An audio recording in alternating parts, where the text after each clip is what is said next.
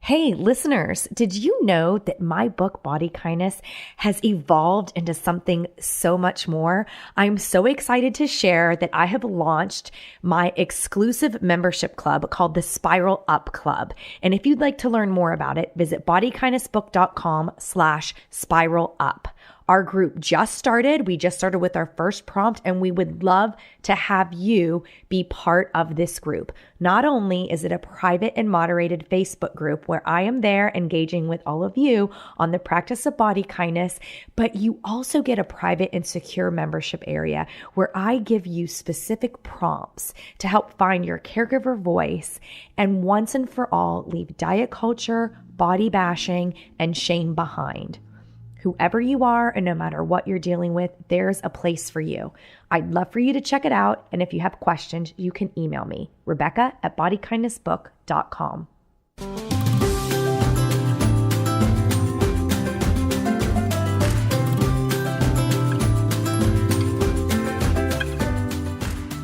And you'll even see things like Weight Watchers, for example, jumping on the body positive bandwagon and saying that they're promoting body positive weight loss. And that is a testament to how watered down it has become. The fact that diet culture is literally taking it for itself and changing it. That was Megan Crabbe. Megan is the rainbow-haired creator of BodyPosiPanda, and she is the guest on today's Body Kindness podcast. She is a survivor of anorexia, an anti-diet enthusiast, and a believer in fat acceptance and intersectional body positivity. She started an Instagram account in 2014 to chronicle her own recovery and body acceptance journey, and her following has grown to over 850,000 people. She has a best-selling debut book out. It's called Body Positive Power, and it's an exploration of the ways we've been taught to hate our bodies and a middle finger, I love that, a middle finger to the diet industry and an uplifting call to arms for anyone who's ever struggled to accept their body. When Megan isn't promoting body positivity, she can probably be found in her PJs, talking to her dogs, or eating cheese. And I am just so excited to bring this conversation with you. I loved that we actually tackled some of the ways that body positivity is watered down and really not going far enough. And it was just a pleasure and a joy to speak with her. I know a lot of listeners really follow her and appreciate her and love what she's doing out there. And I really appreciate that Megan is taking her platform to new levels and just really helping to be more inclusive. And, you know, we all want similar things, which is to put diets away forever. And, you know, I think we all have a special role we could play. And I just really appreciated Megan taking the time to chat with me about ways we're doing well and things that we want to look out for. The more people we have coming to body positivity, the more we want to meet them where they are, but also kind of guide to that next step. And yeah, as a listener, I think you'll really be able to appreciate that people are in all different places in their journey, and it's okay to be exactly where you are, but open up your mind to what's that next step that you're going to take to help you move further and further away from diets and body oppression and more toward our shared happiness and liberation and permission to be free exactly as we are in the bodies we have now.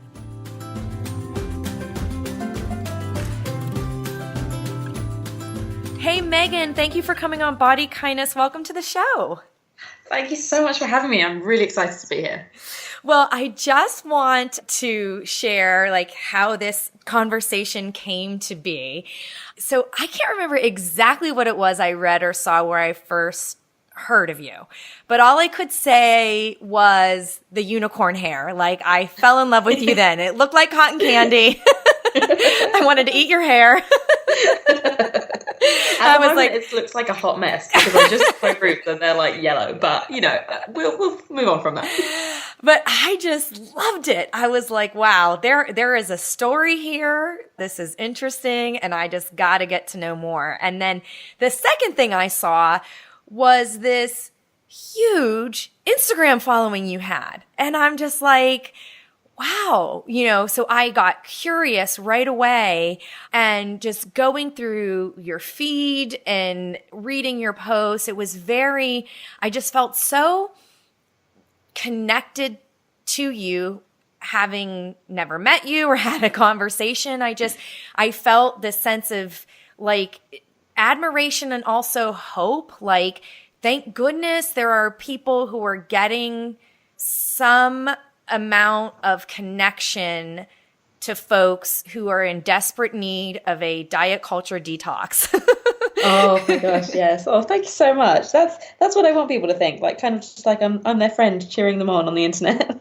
Oh, absolutely. And just I certainly understand with having that amount of reach that there is influence that comes with that and the important role that influence plays in culture change. So there was a good amount of gratitude, and I loved following you working on your book and the book release. And as a fellow author, I know exactly what that's like. So I was cheering you on from thousands of miles away. But then also it's important to note that, I talk to my listeners all the time through a Facebook group and was, hey, who do you want on? And the second somebody said, BodyPosiPanda, there were like lots of likes and love her, love her, love her. So you are literally like a celebrity. Like, I guess the Germans love David Hasselhoff. Body Kindness listeners and readers love you. Oh my gosh, that's too much. I was like grinning from ear to ear. So I'm going to dive in with, how did you get so popular? And then I want to get to your book. But so how did you become who you are? Well, I mean, real talk, I don't have very much idea. Like, it wasn't intentional. It wasn't like I'm going to set out to have a giant Instagram page. It was literally just, I came into body positivity when it was kind of still quite unknown online, and it was a very small community, and it was just a group of people healing together and learning about these things. And we'd do things like set weekly challenges where it's like, challenge your fear food, or post a picture that you would think is conventionally unflattering and kind of defy that feeling. And after a little while, the kind of mainstream media was like, wait a minute, there's this thing happening on Instagram. There's a bunch of people like being happy with themselves. What is this? And they kind of put a spotlight on it. And I happened to be under that. And it just kind of escalated from there. And it really, really snowballed. And I mean, I am under no kind of delusion that a large amount of that and a large amount of my following is because the body positive message that I'm talking about, it's coming out of a body that is still fairly like conventionally acceptable. My body doesn't fall too far out of what our society deems is an acceptable body. So it's a lot of privilege that has gotten me to where I am, because there's lots of people in the community with bodies that are bigger than mine, or darker skinned, or disabled, and they're saying the same things and they don't have quite the following. And I completely understand how that works. But it's kind of just happened, really. And like you said, the hair, I mean, that is that's a feature that stands out, so that's probably part of it as well. But it just has But what's interesting, and I'll link to the food psych interview in the show notes, because we are talking after that one, that podcast is out. And I love food psych. Chrissy is a very good friend of mine.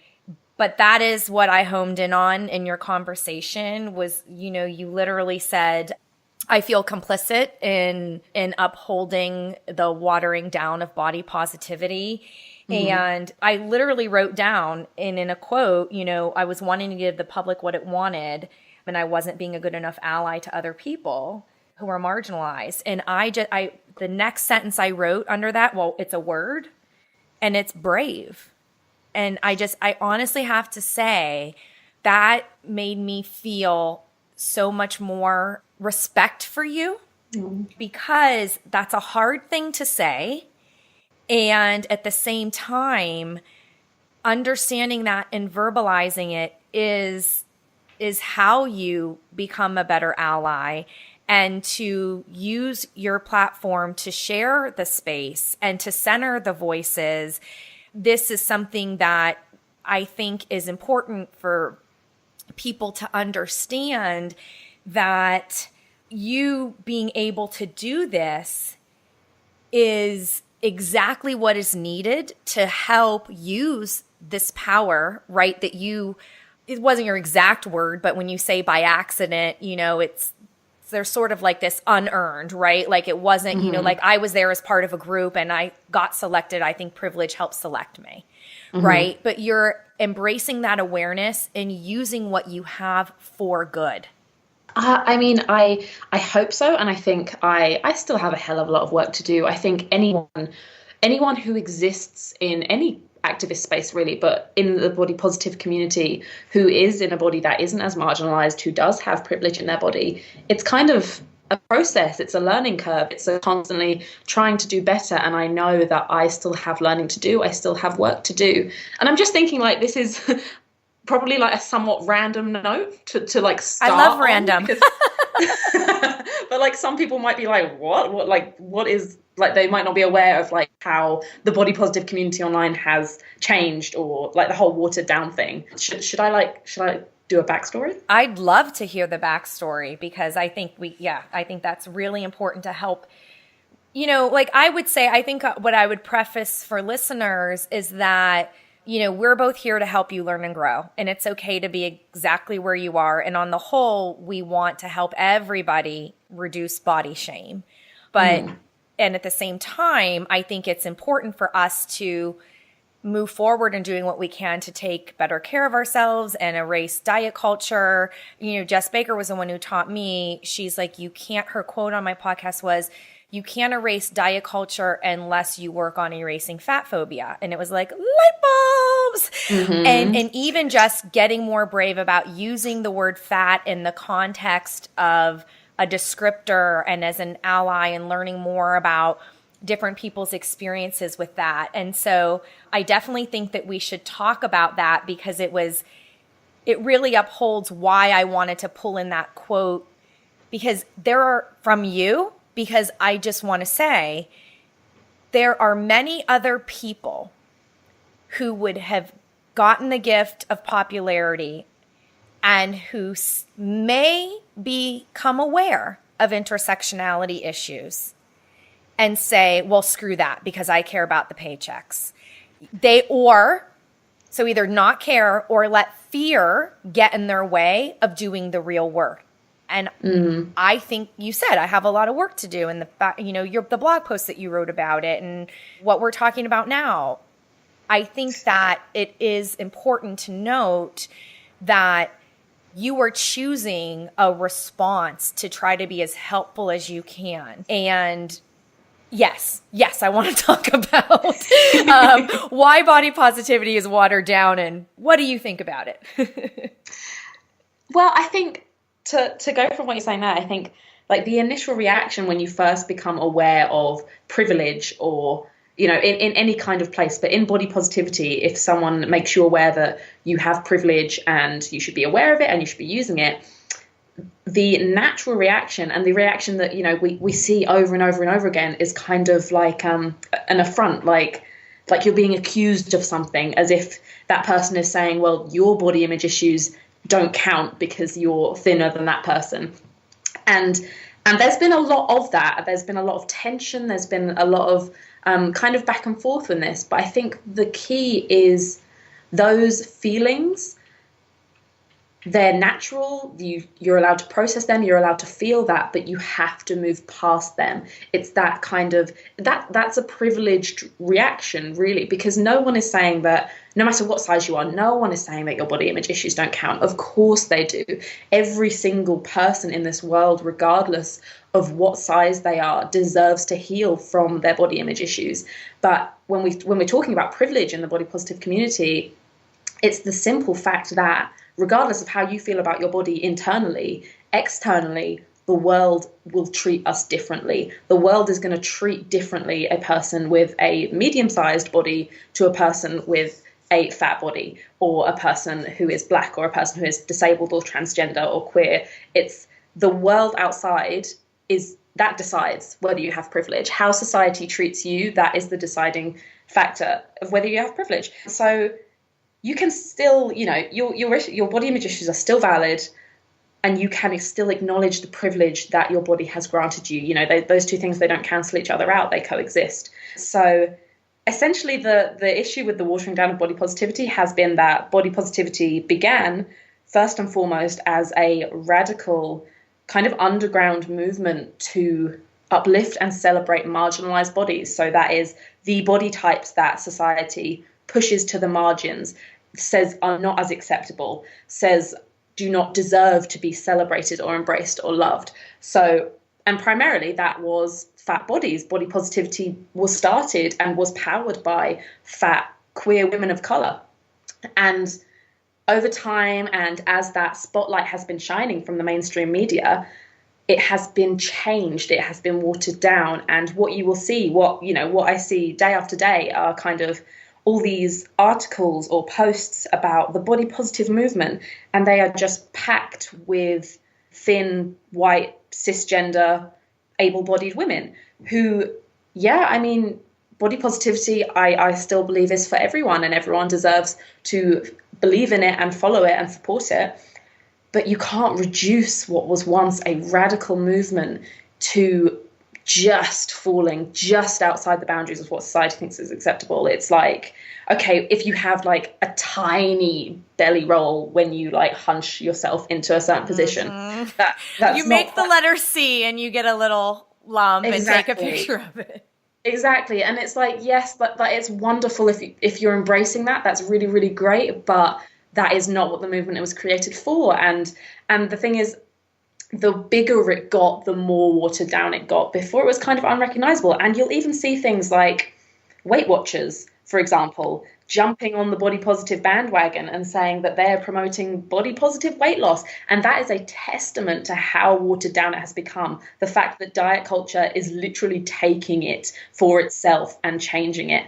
And, you know, when that gets brought up and when certain people in the community have kind of pushed back on that, it's taken as an attack, and it's taken as you're saying like, we can't be here. And it's a whole mess, essentially. And so what I was talking about with Christy and the blog post and all that is that I am where I am because of my privilege. I am where I am because I'm watered down enough, or at least how my body looks is watered down enough for the media to grab onto. So in order to compensate for that, I have to be louder. I have to be shouting more. I have to be celebrating and uplifting what this movement is, what it's truly about, who it's truly fighting for, more than I am just all the bloody time, really. And that's the kind of backstory of that whole thing. Yeah, I have a couple things I want to bring up there too. First, with respect to the watering downness, I kind of visualize it, and I'd love to know your response to this. There's what you brought up with, it's just literally to take advantage of marketing words and trends and what people care about. We are going to take this thing that is clearly a diet and call it body positive just by putting the words there, and it is still exclusive. It's still based on shame. It's still just trying to sell you something. And that is where I would put the Weight Watchers of that, or like, you see somebody share an article that's like, no, it's not just a number, and it's wellness. And then their 3 wellness superstars are thin white women who have massive followings selling weight loss programs. It's like, no, that's not body positive. And that shit, you can swear in here, by the way. That shit pisses me the fuck off. Okay, there we go. Double swear. Like, it is just, I get so angry at that stuff. I've had to deal and process with, I was the worst, at least, one of the worst offenders of, I had a healthy weight management nutrition counseling practice, as if that's a thing, and I had to do a lot of my own forgiveness. I still want to find old clients to give their money back, to be like, I am sorry, man, that sucks what I did to you. Even the intersection of health and diet culture, it completely needs to be disentangled. I don't even trust the word health anymore. And being a person who with, the expertise and the letters and the credentials is nutrition and exercise. Yes, I focus on well-being, and yes, with the book and Body Kindness, it's about values-based self-care and absolutely nothing to do with your weight. But still, in our current culture and in our diet culture, it's just so confusing. And so like all of that diety stuff, I want to put in a dumpster, set it on fire, and be like, bye-bye. Right. And my gosh, I am so there with you.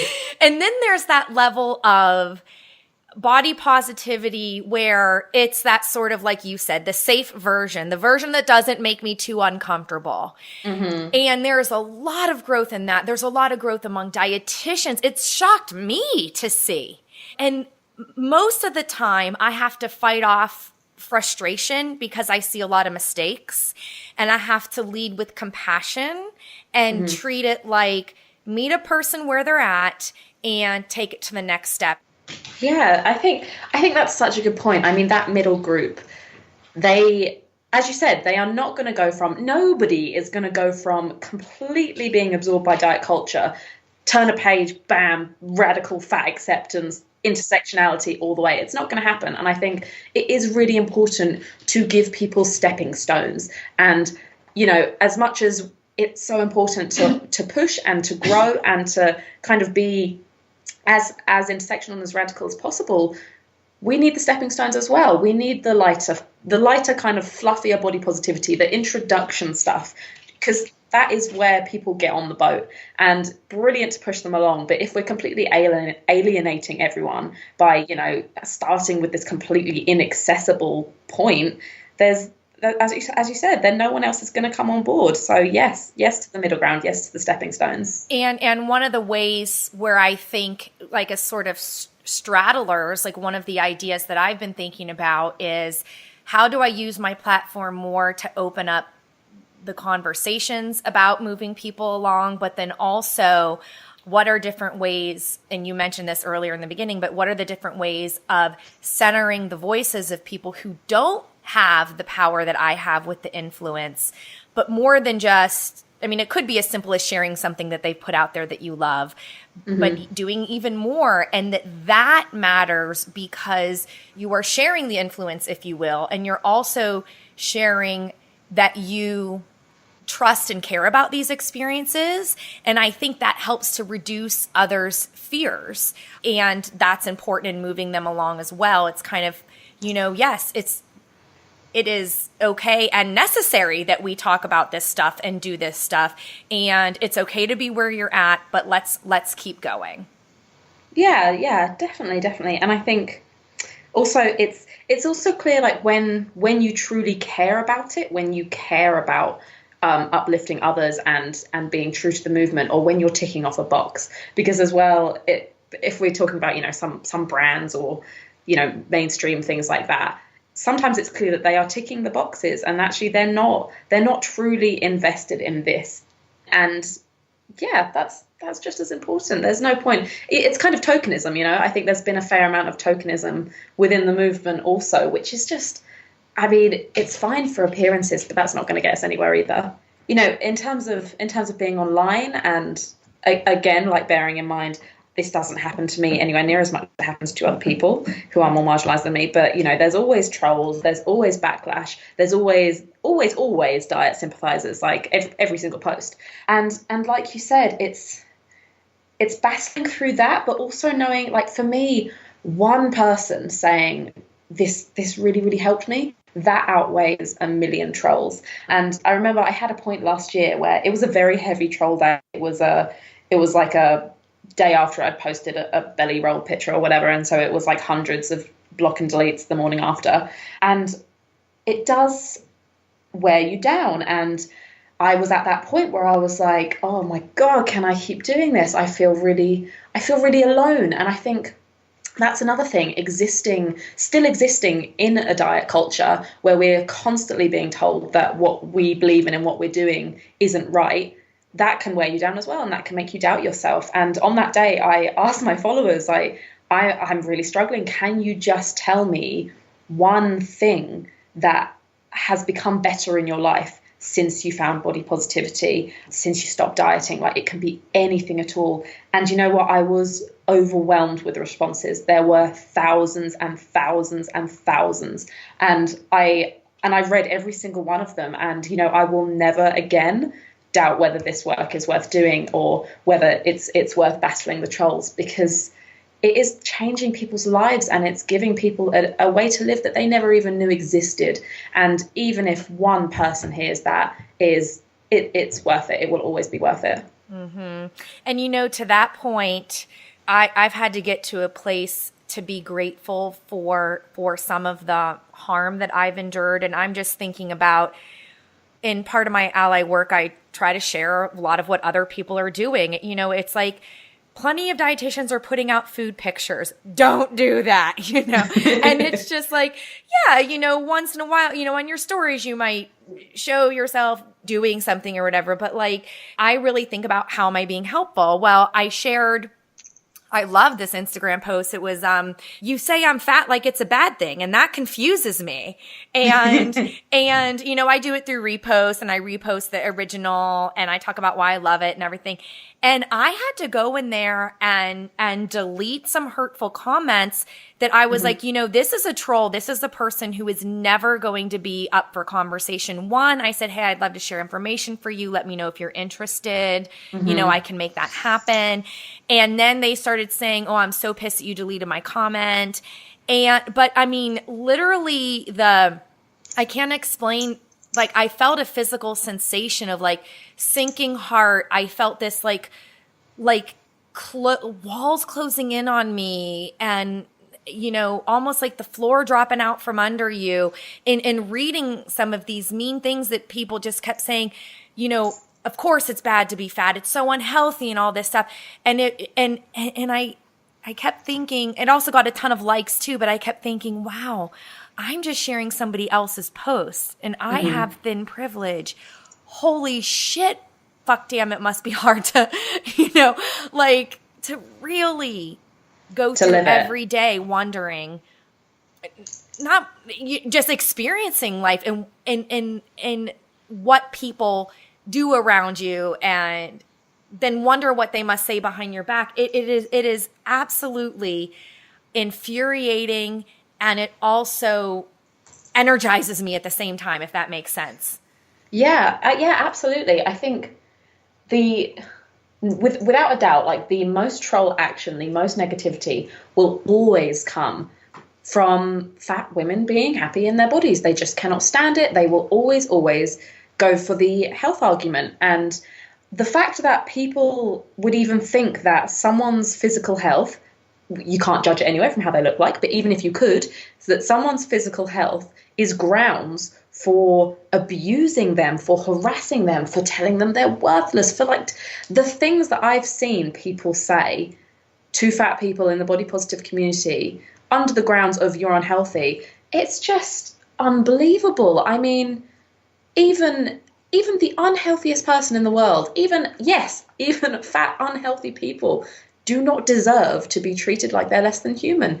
And also, if you truly cared about someone's health, you wouldn't try and destroy their mental health by teaching them that they're worthless. And you just wouldn't be harassing them on the internet. What good is that going to do? You know, we know that teaching people that they're kind of worthless and that they deserve to be ashamed of themselves, that doesn't lead to long-term positive changes in behaviors health-wise. We know that. And it's a ridiculous thing. And sadly, for the moment, it's not going anywhere, because, you know, we do still have a long way to go in breaking down fat phobia. But as you said, it's sometimes you just can't believe it. The example that I always go back to is my friend Danny, and if you're not following her, then you absolutely should be. Her Instagram name is Choose Life Warrior, and she is a fat woman. She lives in Australia, and she has overcome a restrictive eating disorder, but she was never underweight. So a lot of her message is based around, you can have an eating disorder at any size, it's still valid, and you still deserve recovery, regardless of what your body looks like, which, fuck yes, I am here for. And she's incredible, but the abuse that she gets every day is something else. There has been moments where she's just been completely overwhelmed by it and has come to me, and I've said to her, like, tag me in, just give me your password, I will log in, I will deal with this for you, because you shouldn't have to, because that would wear down anyone. And I don't think people realize how much emotional energy it takes just to face that, just to look on your phone in the morning and have the anxiety of how many people are going to tell me that I should kill myself today because of how my body looks. And the fact that, you know, marginalized bodies in the community continue to show up and continue to spread the message and be there, it's fucking incredible. And they deserve so much credit, so much celebration for that. I'm so thankful for all the people who face that and continue to show up. Yeah. Thank you so much for that story. And I'll make sure that I include the link to her Instagram. I actually wasn't following her, so I already started and tagged you and like, thank you.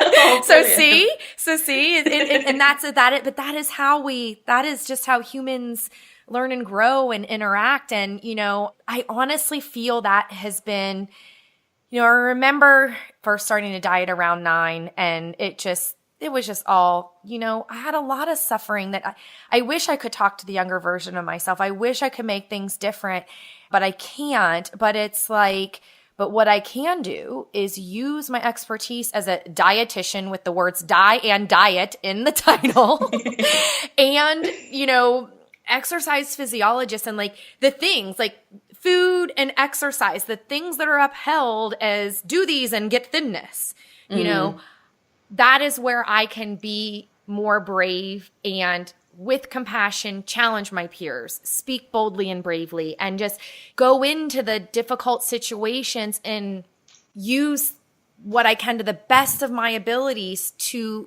help completely dismantle this idea that we would in any way be helpful to a person by increasing body shame. You know, and so if you know that that's impossible to improve somebody's well-being, then it's like, well, what increases body shame? You know, weight-focused diets and exercise prescriptions. And the experts are failing because we're not giving people solutions to just focus on well-being in our diet culture. We are not giving them solutions to this is how you reframe and redefine health and well-being. Definitely. And I love how you focus compassion. And I think that's something that I also haven't always done. I think when you kind of first break away from the diet culture and when you find body positivity, you have a lot of anger. And I think that anger is very, very useful, because that is the anger that will make you feel like, I'm not putting up with this shit anymore, not buying it, goodbye diet culture. That's really, really good. But I think it's also kind of easy to get lost in that anger. And then when the people around you aren't getting it, or people on the internet or anything like that, you lose the compassion, you direct that anger towards them. And I think the problem is we can't be directing our anger towards the people who don't get it. It's the system, it's the industries, it's the culture where the anger needs to go to. And as you said, the compassion that actually needs to be upheld when you're trying to get other people on board and when you're trying to teach other people. You know, I consistently kind of have people come onto my page and be confused and think, well, why are you attacking people who are on diets? I thought this movement was about like uplifting all people, and why can't this be for everyone? And it's that difference of I'm not attacking the person. I fully understand they are surviving the best they can in the narrative they've been given. They're doing what they think will lead to their happiness. I get that. I'm not attacking them.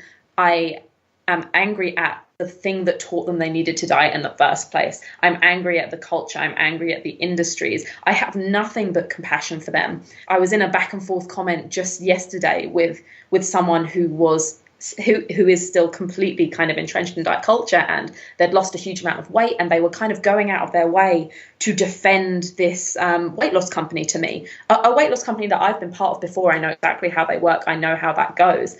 But, you know, I could have got really angry at them and I could have got really frustrated, but there's no point. There's absolutely no point. I wish that person all the best. I want them to find happiness, and I want them to know also that if down the line, you know, they do regain the weight, say, as, you know, like 95% of dieters do, then they can come back and body positivity will be there for them. They can come back and health at every size will be there for them. That you know, I'm not trying to say you're the enemy, you're trash, get out of here. It's keeping the compassion as well, which isn't the easiest thing in the world, but is really important. Okay, yeah, I think that is really true, and I also think having the self-compassion to understand that not everybody at that moment is, I don't know, fixable is just coming out, but I think you know what I mean, right? Like it's going to be, you know, you never know what they're going through, and I know what I usually say now. It's like not everybody is going to be your person and kind of like the right fit where they would do well with what you have to offer.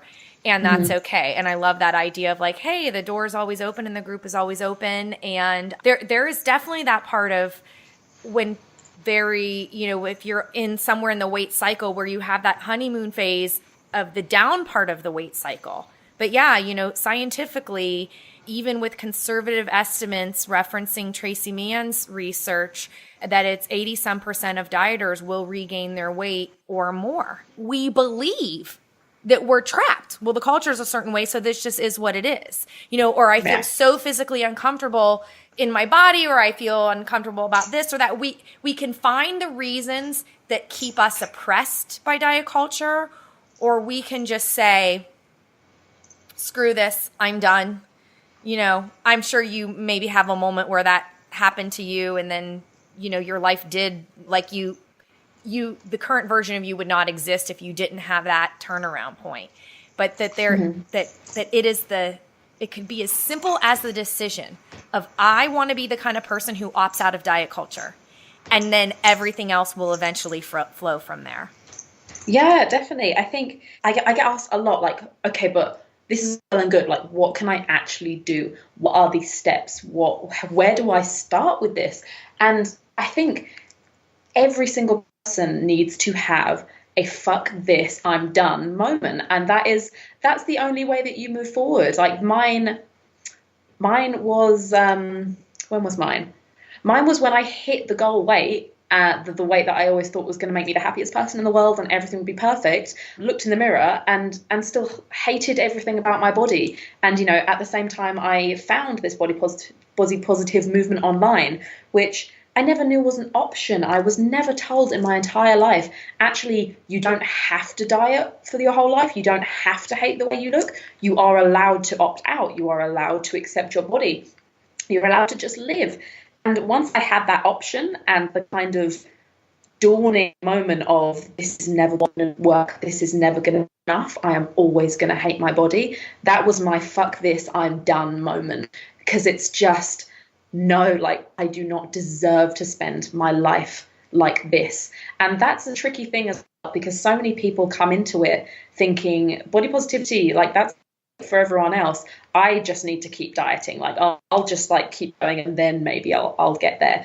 They don't believe that they deserve it. We don't think that we are worthy of accepting the bodies that we have or of leaving diet culture. But you know what? We deserve better from the start. None of us deserved to be born into a world that was going to prioritize making money over our mental well-being. None of us deserved to hate our bodies while we were still children. We didn't deserve to be taught that counting calories was the most important thing. We deserved better from the world the moment we came into it. So absolutely, we deserve to opt out. We deserve to leave it behind and to try and build a better relationship with food and with our bodies. So that was kind of my, that's okay. When people say, what do I do first? You decide, you say, fuck this, I'm done. And like you said, it is not easy, but it's something that we are all so worthy of and something that we are all capable of. Mm-hmm. And I think, you know, as we're further along than other listeners, is to reassure that there's plenty of work to do when you let go of diet culture. Like there's plenty of, I mean, there's life to live outside of appearance first and foremost, but there's plenty of things to take care of, you know, and there's plenty of important ways to focus on health outside of appearance. I mean, getting good sleep, having good social connections and fun time in your life, you know, like you know, I think that they think that, well, this is just what I do to be healthy, right? And it's like, no, that's just what you've been told. And that it's like, you have your rock bottom, you know, fuck this, I'm done. You choose to opt out and know that there is a community, and you pick from that community who you want to be influenced by and how you want to connect, and you know, you learn and grow, and that there is plenty of things to do around designing a well-being that fits you. And actually, for once, it's not the external demands of the diet. You know, you get to consider what you want from movement when it's a good time for you, what you want out of what are your food preferences and things like that. You know, like it's not, I think that people think that they're exchanging caring about health when they embrace body positivity and focus on self-acceptance and self-love. And it's like, absolutely not true. It is because you care about health, because it is about your well-being. You take away the power of the diet, you know? Yeah, I hear this. I hear this all the time. And I think it's the big fear that stopped a lot of people from jumping in. It's that thought that, well, you know, if I stop dieting, then that's the same thing as just giving up, like you said, just throwing my health out, just like sitting on the sofa all day, every day, eating 50 donuts, you know, every single day. And that's so not the case, because there's so much within body positivity that actually is about health. It doesn't have to be, you know, if you're not able to pursue your physical health, or, you know, that's not your bag, then you're still completely worthy of body positivity and body acceptance.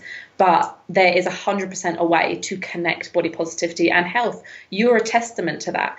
And I think because for so long, diets have told us that there is only one way to pursue health. There is only one way to look healthy. There's only one body that health comes in. We have such a distorted view of health. And we also have a view of health that is not inclusive of mental health. You know, the things that some diet plans would have you do in the name of health completely destroy your mental well-being and peace of mind. And yet they still call it health. You cannot have health without mental health. That doesn't exist. And actually following, you know, a health at every size, a weight neutral approach to health in a body positive mindset, that is the healthiest thing that I have ever done in my life. And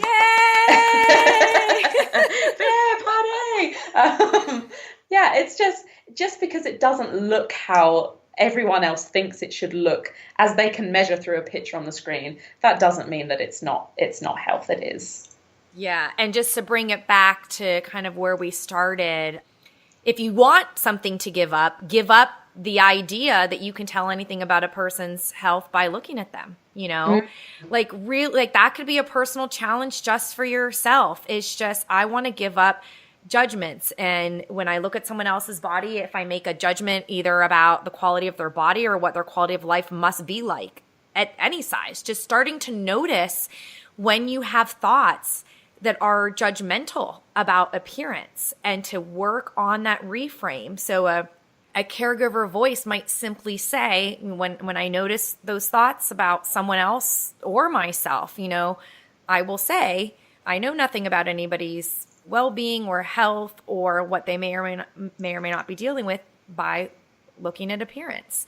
And that is one small thing that you could do to just start to challenge that message that has been ingrained that, you know, of course, it's a good thing if a body loses weight. And it's like, because it's crazy to me a lot of times how much science, I mean, it's hard to get science out there, but we actually have science that says that diets and weight loss and all that stuff, it doesn't work. It doesn't even lead to longevity, the weight stigma. It may shorten life. And a lot of times facts don't have the power over cultural pressures. Right. You know, so don't even necessarily look for that one example of that one testimonial, you know, just drop, that's part of that. Fuck this, I'm done with this shit, you know, and I don't have all the answers. I will figure it out. Let me take steps. And, I believe it is all grounded in acceptance. And acceptance doesn't have to be, I love everything about myself right now. And it doesn't have to be, I give up on everything. It just has to be, it is what it is. What's the next thing that I think would be helpful for me? Yeah, definitely. And I think, like you said, about kind of rejecting the judgmental thoughts that pop up about others. I also think it's really important for people to know that if you're having those thoughts, that doesn't mean that you're just like the biggest asshole in the world. It's really just, that saying of the first thing you think is what you've been taught to think, what you've been culturally conditioned to think. The second thing is you, because that's what you are deciding to now believe, and you're deciding to overpower that. And that's a process. That's such a long process, whether it's about our own bodies or whether it's about other people's bodies. Those judgments, they have to be conditioned out. They were learned in the first place. They have to be unlearned. That takes a while. It doesn't make you a dickhead if it isn't kicking in immediately. Yes. Oh, I want to talk to you for days and days and days. I can tell just by our conversation, and I can't wait to dive into your book, but I can tell I'm going to read it, and one day I'm going to have to block like 12 hours and just sit in bed and pour some hot chocolate and just flip. I have a strong sense of how helpful your book is going to be for those of us in America who are waiting for it to be more readily available. Do you have any more information on availability for us? I so wish I did. So basically, it's a different publisher. So in the UK, I'm with Vermilion, and in the US, I'm going to be published with Seal Press, and it's a whole different publishing game and date. But hopefully soon, like provisionally, they told me spring, so I'm really hoping for soon. But it's coming. It's coming. Can you share the title and the gist a little bit more of what it's about and how you think it will help people? Of course, yeah. So it's Body Positive Power is what it's called. And it is essentially everything that I have learned in 3 years of being part of the body positive community. So it's kind of a complete expose of why we hate our bodies, where that has come from, and how to leave it behind. So there are entire chapters on the diet industry, the history of it, how it works, why it doesn't work, and how to leave that behind. There's chapters about body ideals and where they come from, how they've changed over time, what they actually mean. And then there's food and intuitive eating. There's eating disorders, and I share a lot of my personal experience in that chapter about my anorexia and about recovery. And there's Fitspo, there's health at every size. It's literally like I've tried to cover all bases, and it's completely researched. The footnotes are ridiculous, and yeah, it's ending with a step-by-step guide as well, as the kind of like, what do you do now? And it's all illustrated with my experiences, and there's guest essays as well. There's because obviously what we were talking about right at the beginning, I can't talk about everything. I'm not going to talk for other people in different bodies who have different experiences. So there's guest essays on whitewashing and ableism and male body positivity. There's a lot. And yes, the fact that I can use and recommend your book, to read the other essays, and to know that there is going to be a helpful book out there that helps to deal with these frames that we may not necessarily be thinking about, makes me so, so happy to know. Oh, thank you. Well, I hope it is what you want it to be anyway, and I'm so excited to read yours. Oh, cool. How could people get connected with you? Is there a sort of a one-stop place you would send people where they could always kind of be on top of everything you're doing? Well, I am just BodyPosiPanda on everything. So Instagram, Twitter, Facebook, YouTube, anything else that there is. Yeah, that's where you can find me, and there will be links elsewhere. Okay, great. Well, I'll be sure to include those in the show notes, and thank you so, so much for coming on today. Thank you so much for having me.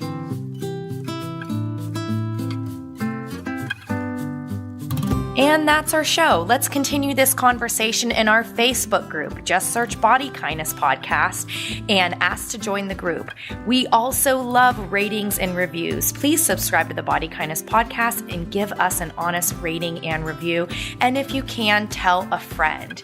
If you'd like to support the podcast for the 2018 season, please donate at gofundme.com/bodykindness.